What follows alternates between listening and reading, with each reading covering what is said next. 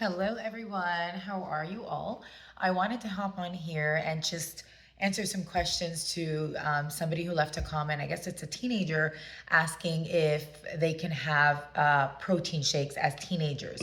So the general answer is yes. Of course, disclaimer, I'm a registered nurse. I'm actually a pediatric registered nurse for over 18 years.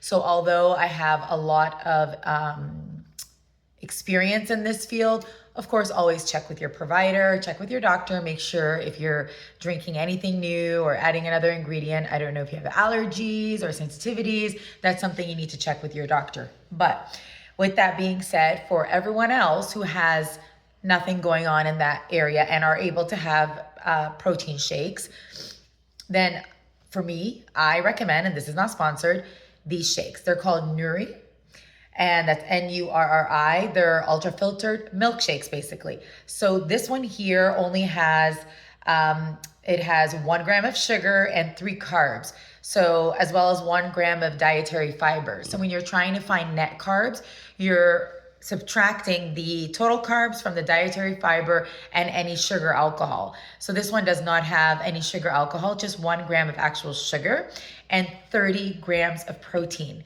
So for this one can, 30 grams, and it tastes delicious, is amazing. They also have vanilla, which I'm not a huge fan of vanilla, but I will drink it if there's nothing else.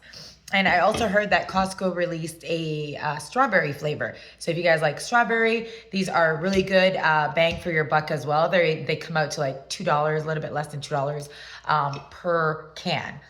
And technically it's a meal replacement. So I mean, you can't get any better than that. The other thing was the protein powders. This is also not sponsored in any way. This is just my experience over the years with drinking Shakeology through Beachbody years ago and just experimenting with many different kinds of protein powders. And most of them that I found were very chalky or just they didn't taste very well. They just tasted powdery and not very good. And they didn't blend very well. And so this is my favorite in terms of clean ingredients.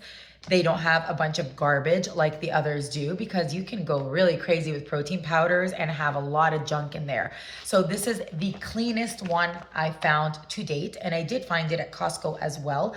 But you can also order it online. This is the chocolate because I just prefer chocolate.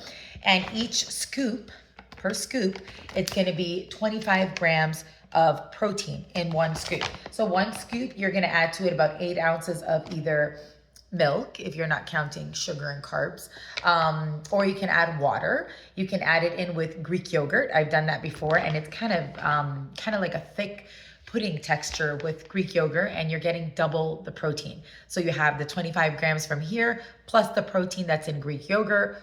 That's a win-win situation, and they're both very low carb. This one here has 4 grams of carbs and 1 gram of sugar. Like I said, it has cleaner ingredients than a lot of the other protein shakes. So this is called Ascent, and it's 100% whey.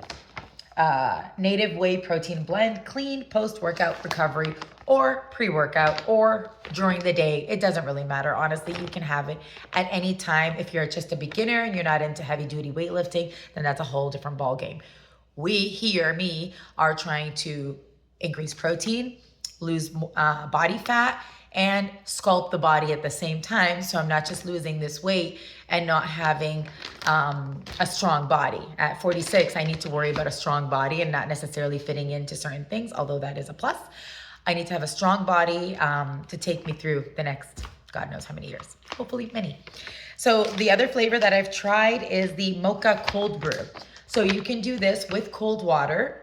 Although I do like to put a little bit of warm water first to mix it, and like just an ounce, and then add the icy cold water, and it becomes a mocha cold brew blend. So it's really yummy. You can add it again with protein powder. You can add a fruit in there if you really like that, or just have it with water, chug it down, and that's 25 grams of protein, 4 grams of carbs. I mean, you can't really get better than this.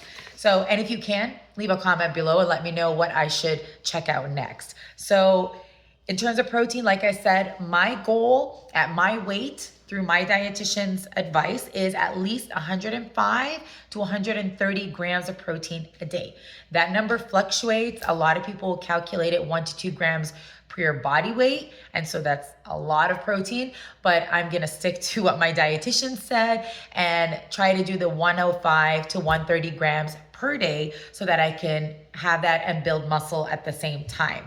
So with that being said, if you find something better than these with clean ingredients, preferably no carrageenan, which is a known inflammatory ingredient, although there is speculation and different studies about that.